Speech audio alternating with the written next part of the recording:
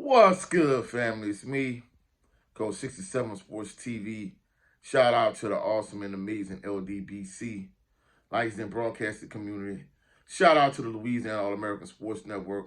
And shout out to the greatest university in the world, the Southern University, home of the mighty Jaguars. In this particular video, I'm going to talk about Southern University top 10 defensive ends from the Pete Richardson era to now. I just want to give a major shout out to all the new subscribers, and definitely want to give a major shout out to all other subscribers that have been rocking with me since day one. In terms of this top 10 video, I've done it like 2-3 other times because the subscribers that's like diehard members of Jaguar Nation like myself, they kind of hold me accountable from the standpoint of, hold up, coach, like, how you forget about this guy? How you forget about that guy? How you forget about... So I'm going to let y'all know now, before I even start the video. Hey, if you see any issues with my top 10, I omitted somebody, I forgot somebody, because even though I followed Southern University football for over 40 years, I messed up too. I'm only human. I'm not perfect. So I might have omitted, in my previous videos, I omitted a couple people. People in the chat let me know, like, hold up, coach, how you going to forget about this person? How you going to forget about that player? How you going to forget about that player? So people been holding me accountable and let me know. So as usual, this is my top 10 Southern University defensive ends. Pete Richardson era to now. I'm going to start my way from the bottom, and I'm going to work my way to the top. Number 10, I got Arthur Millie. Arthur Millie was a solid defensive end / defensive tackle. I think the thing with Arthur Miller that kind of didn't have me confused whether I should put him on the list or not, because I felt like he was like a tweener. He really wasn't a defensive end, in my opinion. He really wasn't a defensive tackle. I think he was kind of like a hybrid type player. So at number 10, I got Arthur Millie. Number 9, I have Kevin Mack. For those individuals that used to watch College Hill, Kevin Mack was the defensive end that transferred from PWI Power 5 to Southern.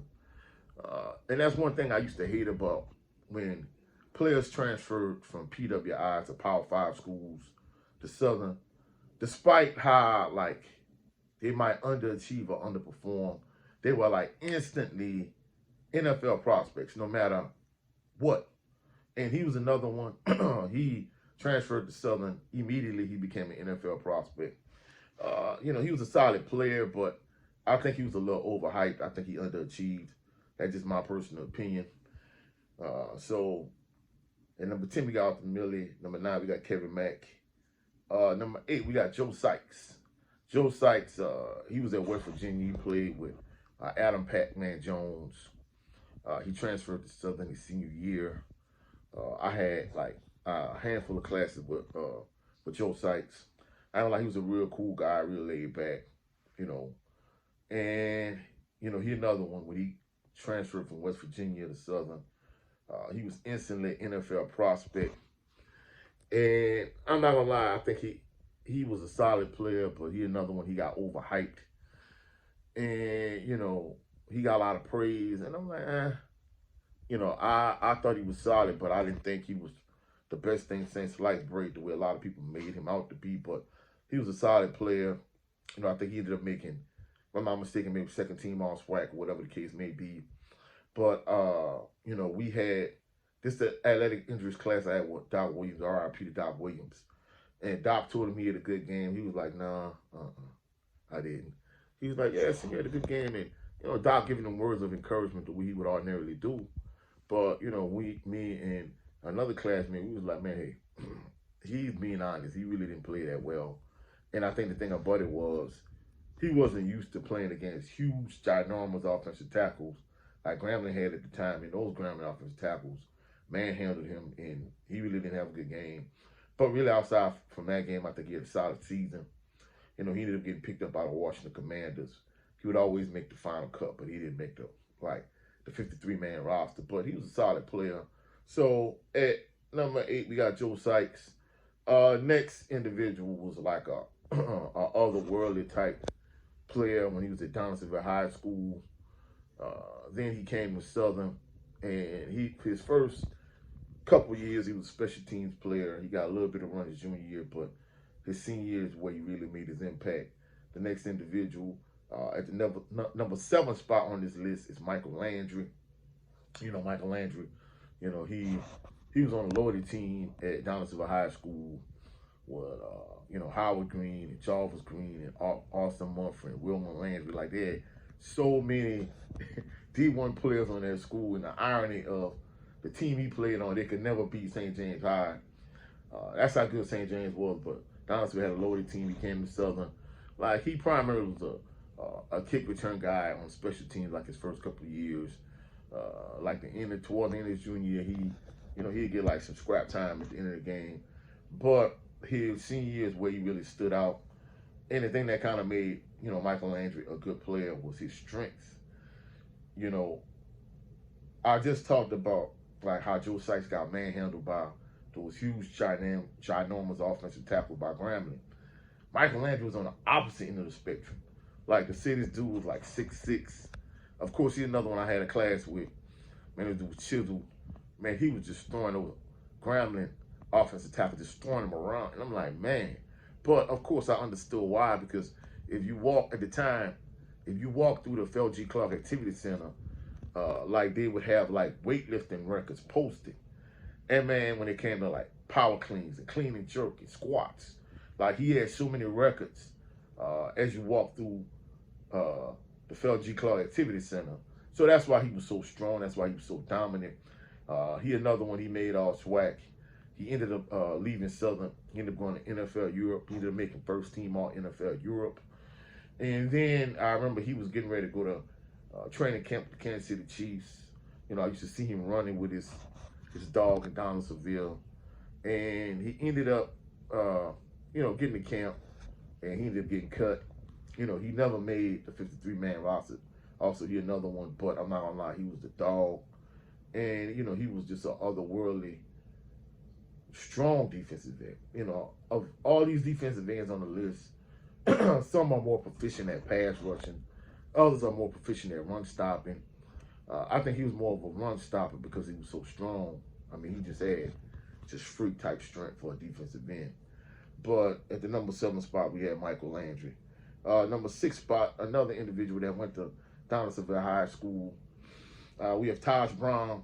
The thing that was impressive about Taj Brown at his time at Southern University was he was, excuse me, he was a dog at nose guard. I mean, he had Jason Dumas and he had Jordan, who was on the same defensive line, but in my opinion, he outshined both of them. And he ended up making second team all SWAC at nose guard. And then his senior year, he ended up moving to defensive end, and he made second team all SWAC that year. I think he probably would have made first team all SWAC if he wasn't like injury prone. Like, he ended up getting hurt and nicked up a couple games at the end of the year. He really kind of was limited. But I'm not gonna lie, he just was a dog. He made second team all SWAC. 1 year, his junior year at nose guard, and his senior year at defensive end. To me, I don't see too many players being able to make the transition from nose guard to defensive end. And when he was a nose guard, like, he was stout. Like, he really, I mean, don't get me wrong, I know a lot of people like, man, Coach Jason Dumas took up a lot of space next to him. But Jason Dumas really was a 3 technique, and he really, like, shot the gap a lot. He got doubled a lot, but Taj Brown was playing nose guard. So, to me, for him being able to make the transition from nose guard to defensive end, that was very impressive. And, of course, he was another one. He was a standout at Donaldsonville High School. He was a dog in high school, too. So, number 6 spot, we got Taj Brown. Now, the number 5 spot, a lot of individuals are going to be like, man, Coach, he's low. He another one. He was a dog at Southern. This particular individual is Kendall Shello. Kendall Shello was, he another one. He was a dog defensive end at Southern. Had a good career. He ended up going to the NFL for the Indianapolis Colts. And he another one. He just kept getting cut on the final cut. but he was another one. I think the thing with him that kind of separates him from a lot of these ends lower on the list, Kendall Shello was a good pass rusher, but Kendall Shello was good in the run game. So I think he did a good job at both stopping the run and rushing the passer.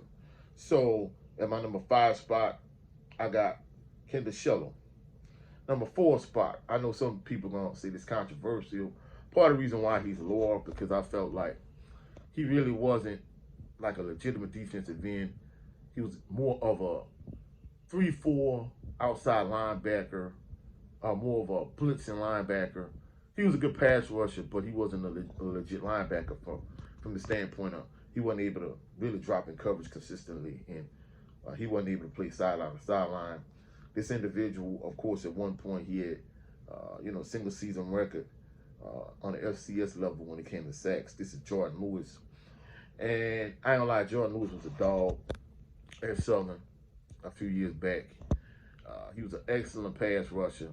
I think the thing that really, he was just so good his junior year and his senior year when they had the coaching change and, position change.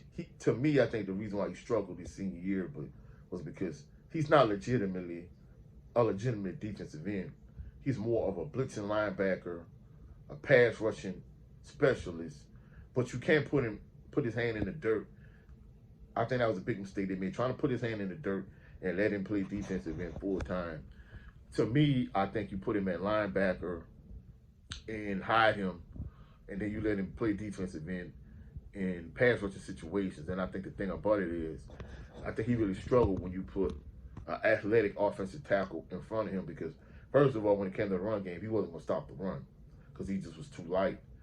And then, second of all, he wasn't going to be able to beat big offensive tackle that was athletic and that could move their feet like dancing bears. He struggled with that. So that's why I think he struggled so much his senior year. But Jordan Lewis was the dog at Southern University. At the number 3 spot, I have Joe Williams. Joe Williams is another one. He was a dog at Southern. Just like Jordan Lewis, he dropped off between his junior and senior year. But the reason why Joe Williams had a drop off was because, of course, he didn't have DeMarcus Miller and some of those other dogs like he had the previous year to really kind of take away some of the attention he had. He got doubled a lot his senior year. He got chipped a lot. Teams was able to scheme on him. I remember one play, he got doubled and chipped on the same play, and I'm like, damn. So, but Joe Williams, he was a dog. He another one. He was a good pass rusher.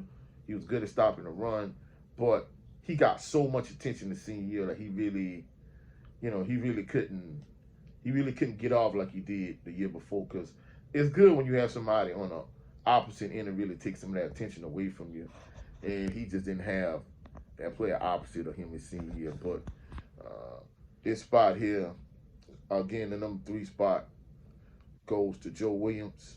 The number 2 spot, now this individual, this past season, he was the SWAC co-defensive player of the year. In addition to him being the SWAC co-defensive player of the year, he was also a FCS All-American. This dude has a lot of promise, a lot of potential. Hopefully his senior year is just as good as his junior year. And even his sophomore year, I felt like Taj Brown was the more active, disruptive force his sophomore year. But I felt like he clearly was a better pass rusher. This particular individual is Kelby Givens. Kelby Givens, his sophomore year, I felt like he was the best pass rusher on the team, even though I felt like Taj Brown was more the disruptive force. And I think the thing about it is, I think the two kind of fed off each other. But one thing about it, when Taj Brown was out, I know it was a little drop off with Kelby. But when he was out, there was no drop off with Taj Brown. Taj Brown just was a dog all the time. I think he was a better pass rusher than Taj Brown, but Taj Brown was more of a disruptive force. In his past season, at the beginning of the year, I was kind of worried, like, hey, if you don't have that guy opposite him to feed off of him, what are you going to do? And he showed what he did. He, was SWAC co-defensive player of the year, SWAC preseason defensive player of the year, and co-defensive player of the year. So hopefully his senior season is even just as good or even better in his junior campaign. And of course, from what I understand, he's just a model student. He excels on the field. He excels in the classroom. He excels in the community. So hopefully he has a phenomenal senior season. Hopefully he has a great senior season, and he goes on to do bigger and better things. But the number one spot on this particular list is Gillis Wilson. Gillis Wilson, he had a great career at Southern. He ended up going on to play with the Carolina Panthers, get drafted by them.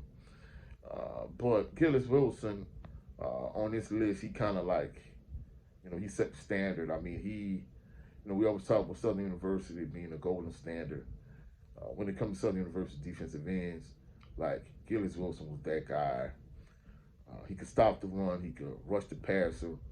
Realistically, him and Kelvin Givens, they kind of similar in that regard. So it's going to be interesting to see if Kelvin Givens could go on to have the same type of career in terms of the NFL as Gillis Wilson. But Gillis Wilson was a dog, and I mean he just was the man. So of course Gillis Wilson was the top spot on this Southern University top 10 defensive ends list. Hopefully you enjoyed this particular video, but pretty soon I got something bigger coming. I got a major production coming up. I want you to stay tuned and look forward to that. Hopefully you liked this video, you enjoyed the video, you found value in it. If you have done so, please like the video, share the video, comment in the comment section, subscribe to the channel. Also click the notification bell so you can be alerted anytime I post any new videos. Also go check out my brother Jared Lovin Green on his channel, Southern Baller Show, every Sunday, 3:30 p.m. Central Standard Time. Also go check out my brother Brent Fox on his channel, where his show is just me starring Brent Fox. And lastly, go check out my brother 78 Sports TV on his channel. His two channels, his primary channel, 78 Sports TV. His backup channel is the No 304 Show. Every Sunday, 8 p.m. Central Standard Time, he does a live stream with the brother, Blu-ray Fitness. Go check him out. Y'all stay safe, stay warm. Have a blessed, phenomenal day, blessed, phenomenal weekend.